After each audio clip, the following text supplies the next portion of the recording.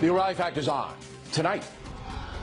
I'm sure a lot of you may be asking what this new email story is about and why in the world the FBI would decide to jump into an election with no evidence of any wrongdoing.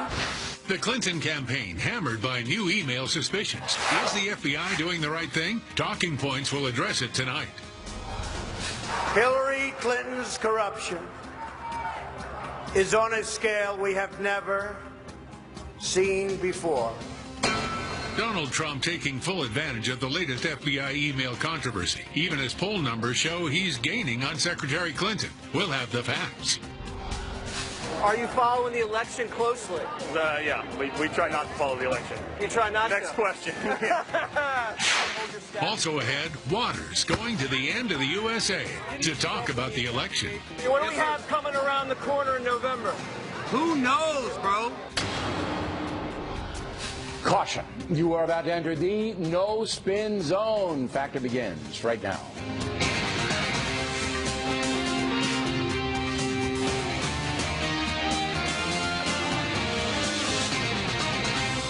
Hi, I'm Bill O'Reilly. Thanks for watching us tonight. Hillary Clinton and the law. That is the subject of this evening's Talking Points memo. The October surprise is here. The FBI saying it is examining new evidence over allegations that Hillary Clinton may have violated national security by using a private email system as Secretary of State. Mrs. Clinton thought she had put this to rest when FBI Director Comey said the case was not strong enough to prosecute last summer. Upon hearing that, Congressman Elijah Cummings was overjoyed with Comey. I don't know whether your family's watching this, but I hope that they are as proud of you as I am, because you are the epitome of what a public servant is all about. But that was then. After Friday's announcement that Comey was reopening the investigation, Cummings had a different take. I think here Director Comey made a grave mistake. We all make mistakes, but this is a grave mistake. My question, how would the congressman know it's a grave mistake? He has not seen what the FBI has seen. Truth is, Elijah Cummings and other Democrats do not want to know the truth, do not want justice to take place. And that holds true for the President of the United States, Barack Obama, as well. Based on reporting by Fox News and other agencies, Talking Points has come to the conclusion that the President has made it quite clear to Attorney General Loretta Lynch that he does not want any prosecution of Hillary Clinton or any investigation into the Clinton Foundation. Mrs. Lynch got the message, and according to the Wall Street Journal, is furious that FBI Director Comey has reopened the email investigation. For his part, Comey had to inform Congress about possible new information because in September he said this. Would you reopen the Clinton investigation if you discovered new information that was both relevant and substantial? It's hard for me to answer in the abstract. We would certainly look at any new and substantial information. Yeah. Comey's not a fool. He knows that if email on Huma Abedin's computer, that's Mrs. Clinton's top assistant, contains classified national security information, he knows that he, Comey, would eventually take the fall if he did not pursue obvious leads and tell Congress. So he had to go public, even though reports are Loretta Lynch did not want him to do so. The whole thing's a mess, with politics perhaps trumping justice. Even former Attorney General Eric Holder weighed in, saying Comey was wrong. This is the same Holder who was held in contempt of Congress because he failed to turn over documents related to the Fast and Furious gun scandal. Holder ran his Justice Department under President Obama in the most partisan political way possible. A deplorable situation. Unfortunately, it looks like Attorney General Lynch is doing the same thing. There is no question the new exposure is hurting Hillary Clinton. A new ABC News poll says 34% of Americans are now less likely to vote for her. Also, her poll numbers are falling. The real clear average is now less than 3% in her favor, down substantially in a week. Mrs. Clinton is not happy. I'm sure a lot of you may be asking what this new email story is about and why in the world the FBI would decide to jump into an election with no evidence of any wrongdoing with just days to go. That's a good question. And it is a question that deserves an answer, but we will not get that answer before Election Day. For his part, Donald Trump, who condemned Comey for letting Clinton off the hook last summer, is now happy. And I have to give the FBI credit. That was so bad what happened originally, and it took guts for Director Comey to make the move that he made in light of the kind of opposition he had, where they're trying to protect her from criminal prosecution. You know that. It took a lot of guts. Talking Points is not sure whether it took a lot of guts because, as stated, Comey would have eventually been held accountable if the emails on Ms. Abiden's computer show national security violations. So while Comey was covering his butt last summer, he may be also covering it now. Finally, there is a civil war within the FBI. Comey knows that.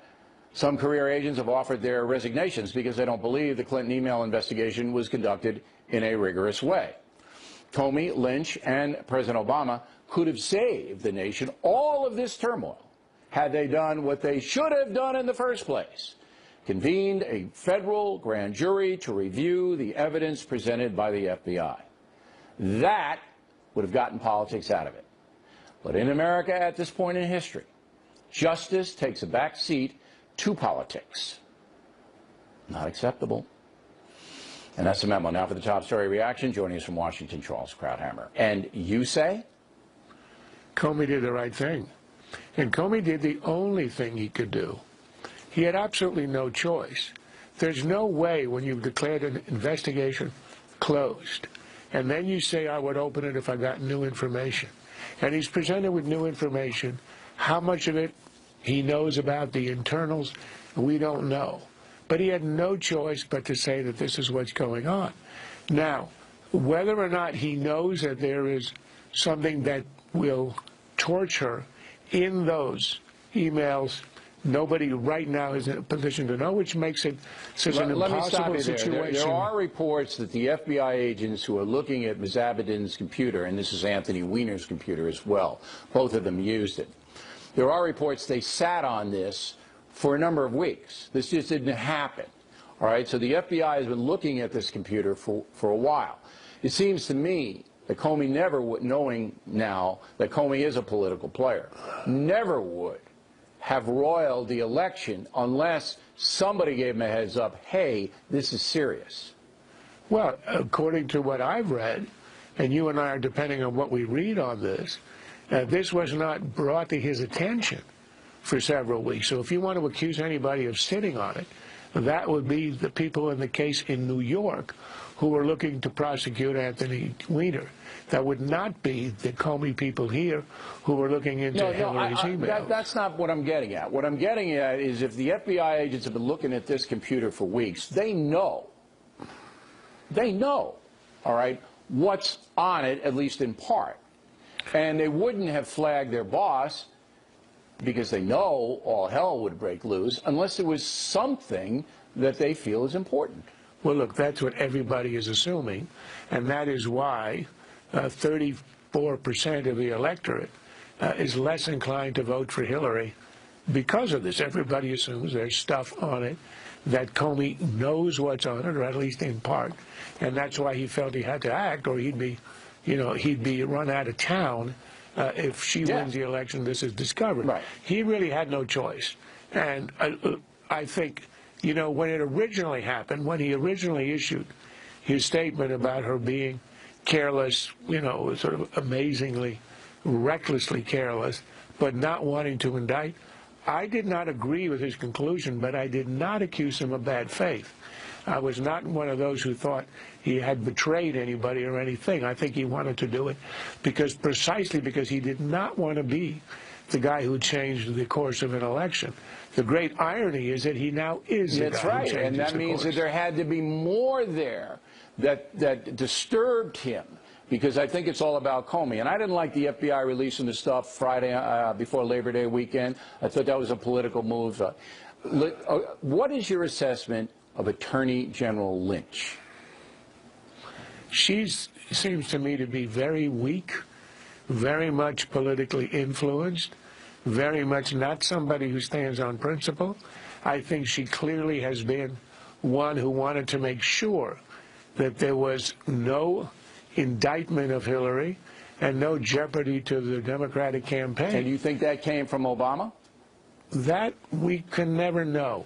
Because I tell you what, if you're Attorney General, I don't think the President summons you to his office and says, hey, I want you to fix the deal. Holder told her. You know, when I know that doesn't happen. Holder told her. Well, whether it was Holder, I don't even think anybody's stupid enough to go ahead and say that. You know what your boss wants. This is such a common thing in every walk of life. You know, or you think, you impute what the boss wants. He doesn't have to say it, and that's why all this stuff happens. So she's putting politics above justice, in your opinion? It's the, will someone rid me of this troublesome priest? That's what happens. You don't say it. You don't have to say it. It's known by your henchmen. And they go out and they kill the Archbishop of Canterbury. Charles, referring to Thomas Becket. Yeah, but I have to tell you, Hillary is not a Satan, nor is Trump here. The one thing I think we're going to have, the President has to issue an executive order to install showers in every voting booth in America, because you're going to need it when you walk out. All right, Charles, thank you. Next on the rundown, as we've reported, polls are getting tighter. Carl Rove will take a look at that. Then later, Waters going to the end of the USA to talk election politics. Up ahead. Campaign 2016 segment tonight. Polling last week at this time, the Real Clear Politics average had Hillary Clinton in front by 5%. Today, the number is 2.8%.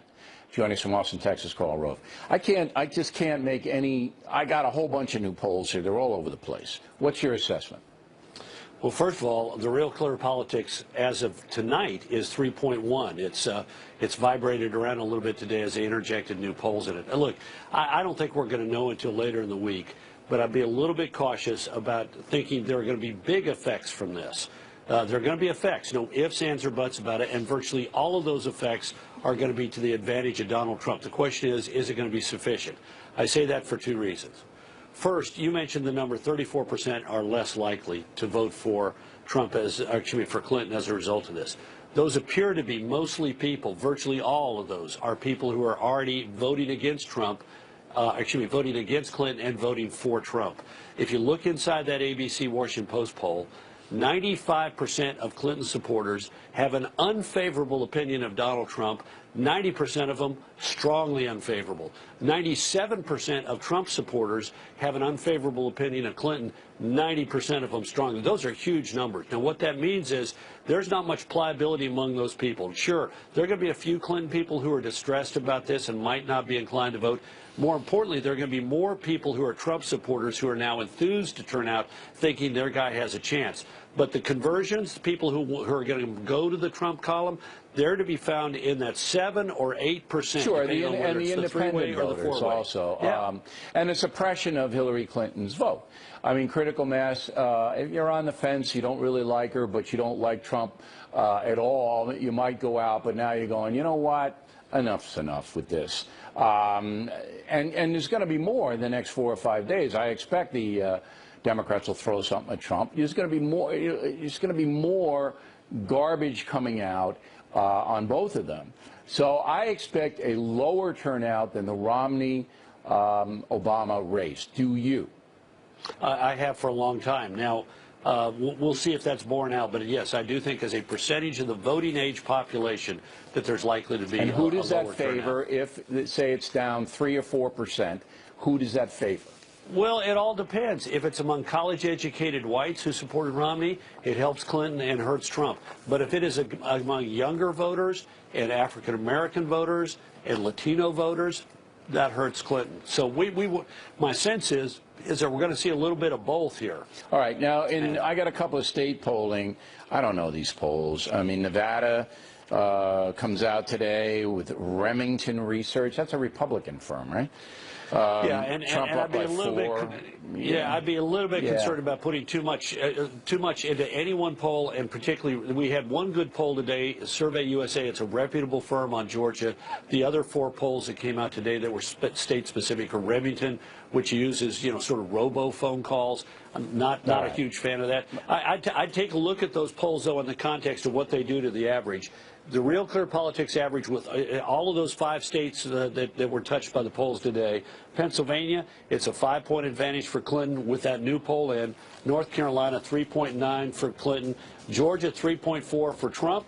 5 point for Clinton in Colorado and 1.5 in Nevada. He's in striking distance here, and this is really critical there. I gotta go. Mr. Rowe, thanks. Directly ahead, more evidence CNN was involved in dishonesty during a presidential debate. We will give you all the facts. It's very embarrassing. Up ahead. In Back segment tonight, as you may know, Donna Brazile was a CNN analyst for 14 years before she took over as the acting Democratic National Committee chairwoman. Now, according to hackers at WikiLeaks, emails show that while working for CNN, Ms. Brazile fed Hillary Clinton questions. One of them was actually used in a CNN debate with Bernie Sanders and Mrs. Clinton. After my family, the city of Flint, and the children in D.C. were poisoned by lead, will you make a personal promise to me right now that as president in your first 100 days in office, you will make it a requirement that all public water systems must remove all lead service lines throughout the entire United States? Hacked emails from John Podesta now show Ms. Brazile gave that exact question to Hillary Clinton in advance. Bernie Sanders had no idea. Today, Ms. Brazile issued this statement to the Factor, quote, lots of respect for Bill, he knows that. WikiLeaks is content without context, unquote. CNN issued this statement, quote, CNN never gave Brazile access to any questions, prep material, attendee list, background information, or meetings in advance of a town hall debate, unquote. Joining us now from Boston, Marianne Marsh, and here in New York City, Monica Crowley. So, how could Donna Brazile know the woman was going to ask that question if someone at CNN didn't tell her? Didn't pass. All right, unless she interviewed every one of the questioners on the CNN thing. So that's going to remain an unsolved mystery at this point. But there's no question it happened. No question it happened. It did.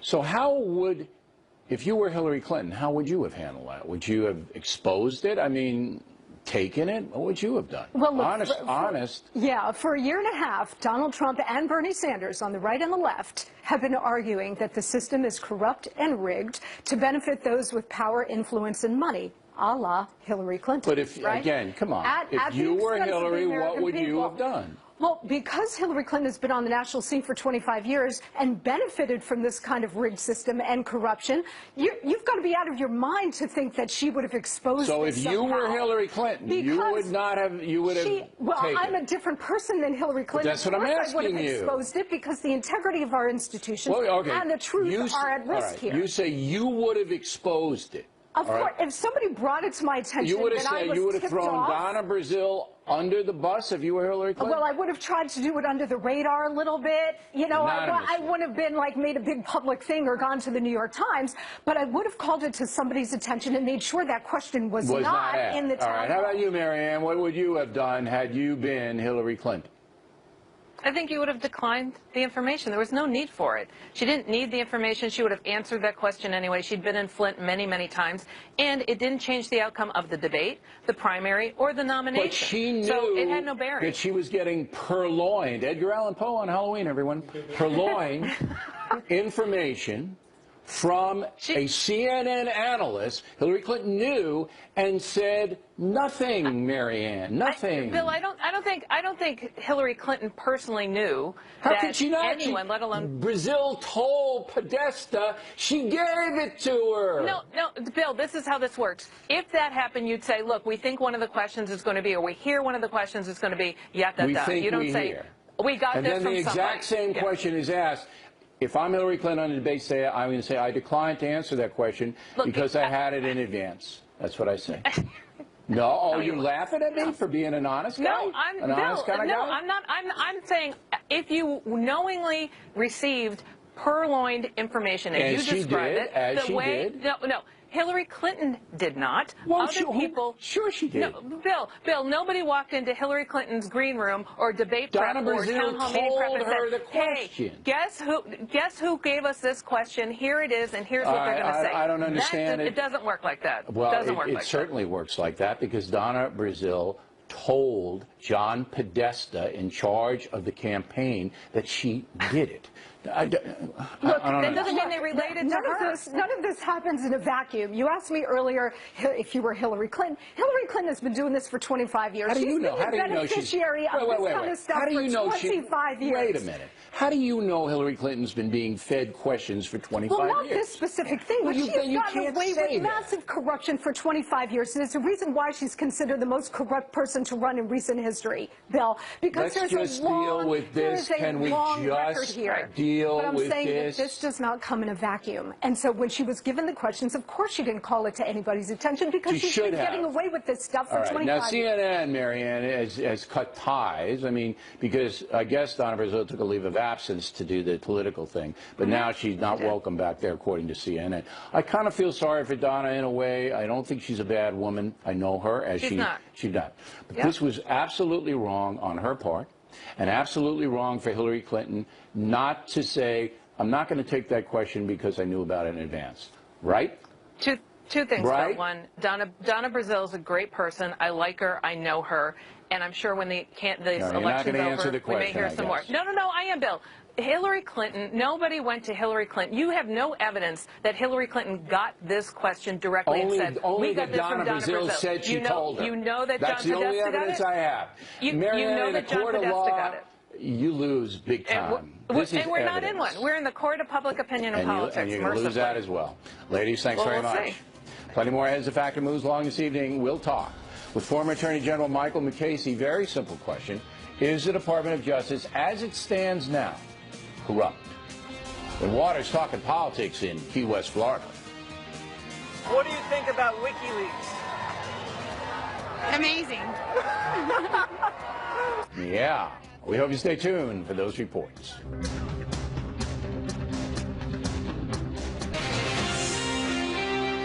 Unresolved Problem segment tonight, an outrageous situation at DePaul University in Chicago. A poster reading Unborn Lives Matter was designed by the College Republican Club. They asked the nation's largest Catholic university for permission to post a sign on campus.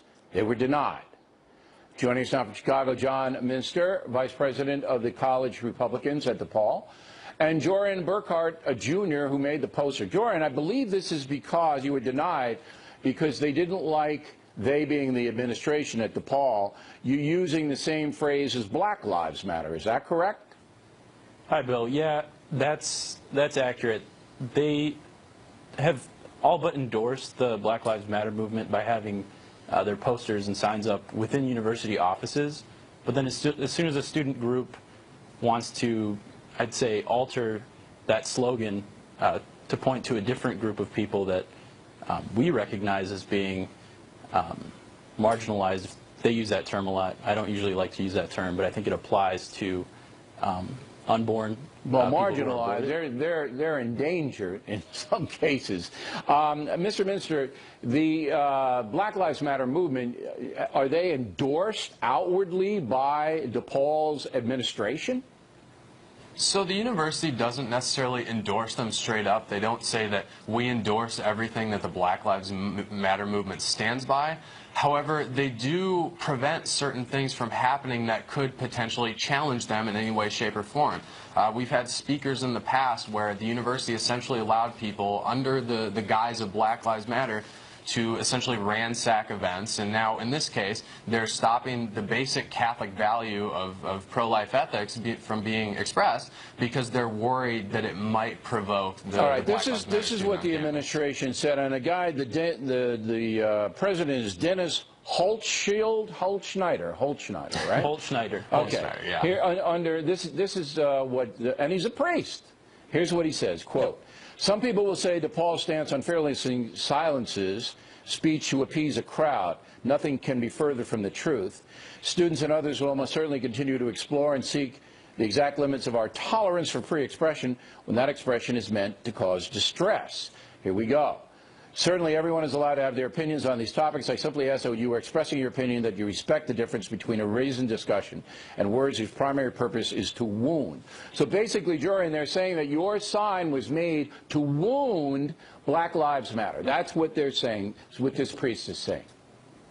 Yeah, I mean, any person with common sense would see the poster that I designed, and they wouldn't say that that's meant to wound. I would think about Black Lives Matter, to be honest. But I wouldn't say that you're denigrating him. You're just trying to stick up for the unborn.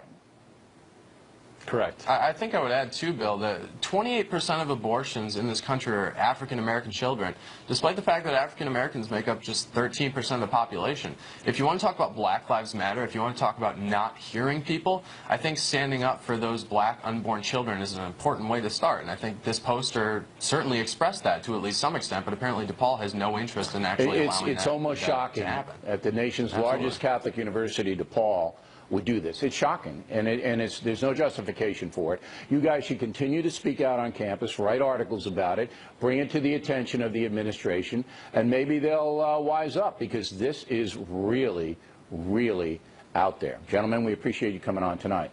When we come right back, former Attorney General Michael Mukasey will comment on how the FBI and the Justice Department are handling the latest Hillary Clinton email situation. Then Waters talking politics in Key West, Florida. We're coming right back. 24/7, Channel 115. The O'Reilly Factor, the #1 cable news show for 16 years and counting. Thanks for staying with us. And Bill O'Reilly in a personal story segment tonight. Former U.S. Attorney General Michael Mukasey, who served in that office for 2 years under President Bush the Younger, not happy with the way the Justice Department is handling the Hillary Clinton email case. He joins us now here in New York City. If you were Attorney General at this moment, what would you have done? Not at this moment, but say for the last year, year and a half. What would you have done to investigate the email situation? I like to think that I wouldn't have been in the pickle that the current Attorney General is in. I like to think that there would have been a real investigation, which is to say you interview her early, you get her on the record early, you use a grand jury to gather evidence when people are not willing to turn it over. So when Cheryl Mills and Heather Samuelson have computers that you want to look at, you don't confine yourself to please. The grand jury issues a subpoena. Issues a subpoena, and they cough it up. Why, in your experience, would Loretta Lynch not call for a grand jury? It wasn't Comey's purview to do that. It was Comey's boss, the Attorney General. She could have said, we need a grand jury in this case to look at what the FBI has come up with, correct? Sure. And you wouldn't need the Attorney General to say, we need a grand jury in this case. Agents working the case, the FBI director, the people within the department working the case would have been able to resort to a grand jury without... But they'd have to get her permission because she's their boss, right? Just not in every investigation. But this is huge. I understand this is huge. All right, yes, you'd have to get her. You'd have to get her permission. Right. And would I have given mine? In a minute. Okay. But that's what I'm trying to do. I'm trying to establish a chain here. Right. As I said in the talking points memo, I believe President Obama made it quite clear to Loretta Lynch and to the FBI that he did not want any kind of indictment in the email situation. That's my belief based on reportage. Is that your belief? It is my belief, and it's based on a statement that he made at one point in an interview where he said he didn't think that she ought to be charged because she didn't intend to cause any harm. Yeah, how would he know? Forget how he would know. That's not an element of any crime that she could have been charged with. And he shouldn't be even commenting on an ongoing investigation. Is that correct? Correct. Ethically? Correct. So we both agree here, and we could be wrong, but probably not, that President Obama sent out signals, all right, not in writing, but signals to Loretta Lynch and to Comey, hey, don't do this. That's politics interfering with the U.S. Justice System, is it not? It is. It is, and it's something that is as old as, goes back to the 12th century. Goes back to Henry II saying, who will rid me of this turbulent priest? Right. And when he was talking Thomas about Becket, right, Thomas Becket gets stabbed to the cathedral. Even closer, Richard Nixon fired, all right, Attorney General and Assistant Attorney General for doing things in the Watergate investigation that he didn't want done. Well, he he directed them to fire the special prosecutor. Right. They refused. Well, he in effect fired them. Yeah, and you can't continue unless you do this. They resigned. Right. They resigned. So that would have been the honorable thing to do. What you're saying, Judge, is that the justice system and the Justice Department is corrupt right now. No, I don't. The Justice Department has thousands upon thousands of employees. Those people go to work. The leadership. Well, yeah, the leadership is compromised in substantial ways in this case. But there are people who go to work every day at that department who don't want to listen to that. We're not indicting the investigators because I understand there's a split within the FBI about this. Now, Comey himself, as I said, had to do this because he told Congress if anything else comes up, I'm gonna let you know, right? Yeah, but he painted himself into that corner. Of course he did, because he was following orders from the President and the Attorney General, find a way not to indict, right? If that was the reason, I don't know, but he certainly appears that he was following the principle of the King's wish. Now, when Comey came out and excoriated Secretary Clinton and then said, but there was an intent, as a judge, you said what? What I said was there are a lot of statutes that do not require intent or do not require the kind of intent he was talking about. He said there was no intent to expose national security. Right. All you need is gross negligence in the handling of national security information. And when he said that that is constitutionally suspect, that is flat out wrong. We prosecute people every day for criminally negligent homicide. And we've done it. Last question. When you saw that Loretta Lynch and Comey, the head of the FBI, did not call for a grand jury, did you know the fix was in? I forget the point at which it was clear that there wasn't going to be a prosecution. But when they stopped short of using a grand jury at any point, it was clear to me that nothing was going to happen. Okay. They don't want to investigate the foundation either, the Clinton Foundation either. That's coming down. We're not going to do that tonight because we're assembling more information. But they don't want to do that either. They don't want to even look at it. So this is a mess. This is an embarrassment for the U.S. Justice Department, correct? It's an embarrassment. I'm hoping that the department can wash it off when somebody else is in charge. Okay, Judge. We appreciate you coming in. Water's on deck. He goes to Key West to talk presidential politics. That should be dubious. Right back with it.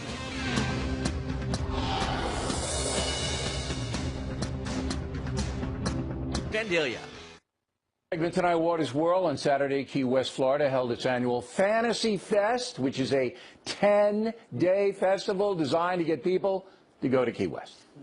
Theme this year, political voodoo and ballot box barbarians. Waters went down there.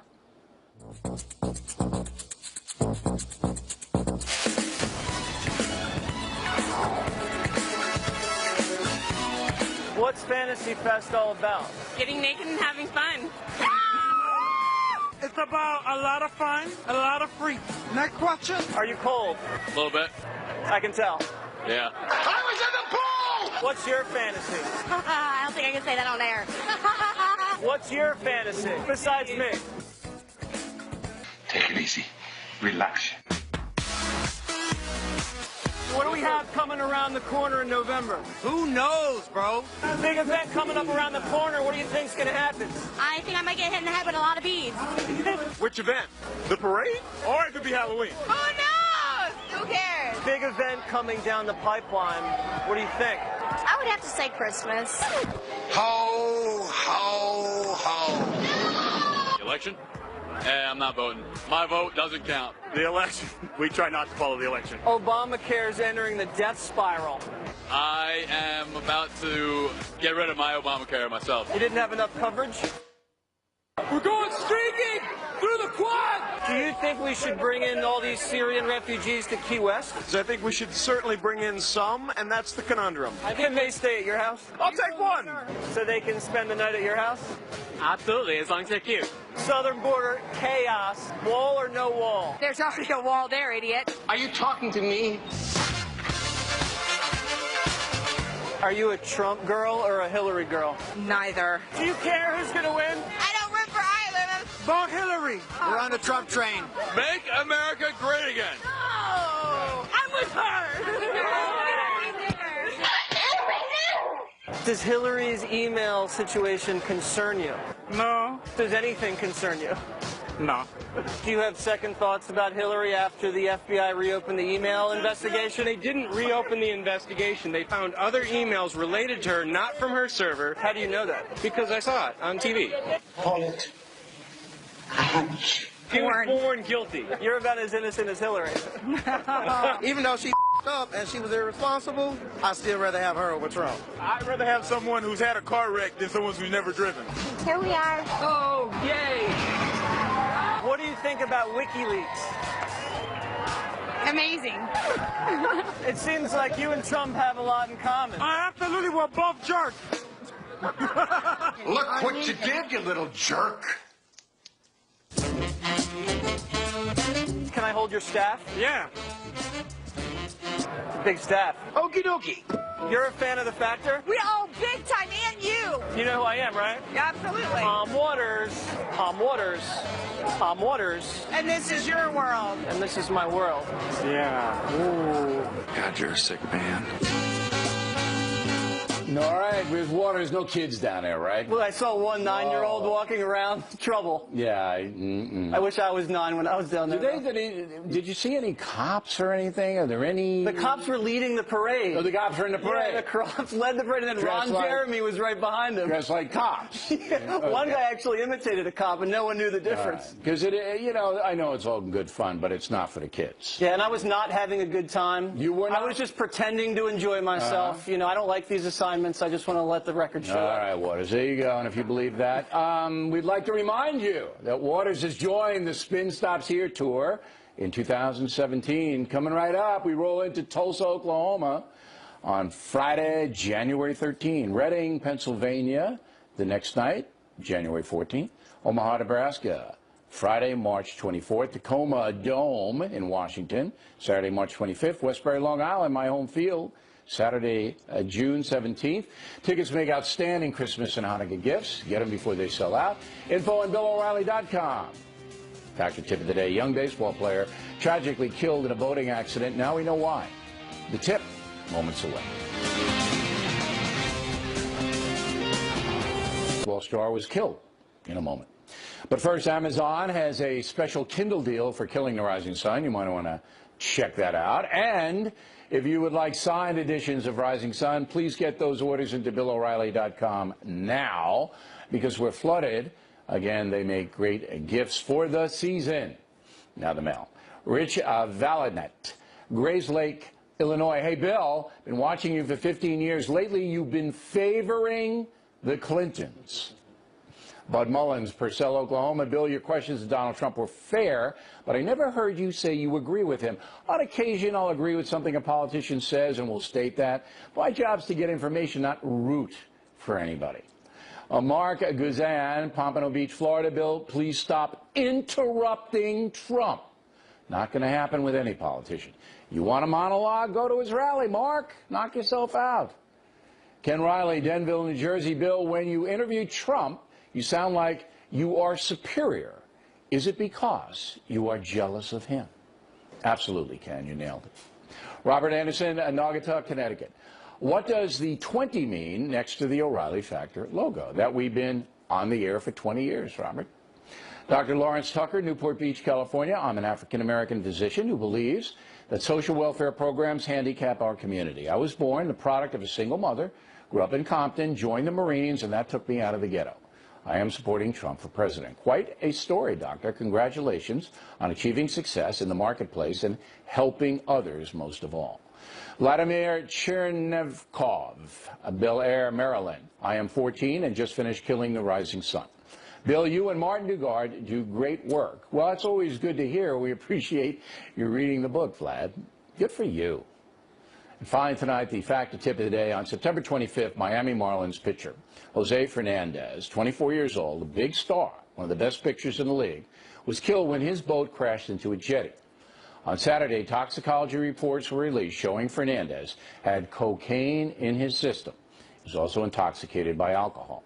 His two friends, who also died, were found with intoxicants in their systems as well. So once again, young people die because of lack of self-control. Using cocaine or any other hard drug is dangerous.